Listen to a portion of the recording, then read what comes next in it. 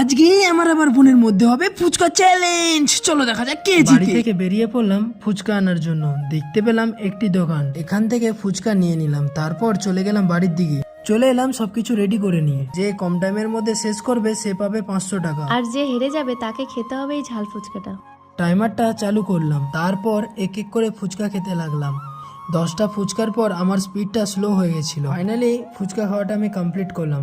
আমার খেতে সময় লেগেছে প্রায় 3 মিনিট। এরপর ফুচকা খাবো আমি। বোন টাইমারটা চালু করলো, শুরু করলো ফুচকা খাওয়া। এক এক করে খেতে লাগলো। বোনের স্পিড দেখে মনে হচ্ছিল ও ফুচকা খাওয়ার জন্য তৈরি। 10টা ফুচকা খাওয়ার পর আমার স্পিডটা কমে গেছিল, যেখানে 10টা ফুচকা শেষ করার পরেও ওর স্পিডটা কমেনি। তাই ও ফুচকা খাওয়াটা শেষ করলো 2 মিনিটের মধ্যে। বোন জিতে গেছে, তাই আমি ওর হাতে তুলে দিলাম 500 টাকা। দাদা হেরে গেল, এর জন্য আমি ওকে নিজের হাতে ঝাল ফুচকাটা খাইয়ে দিলাম। Wake up to reality.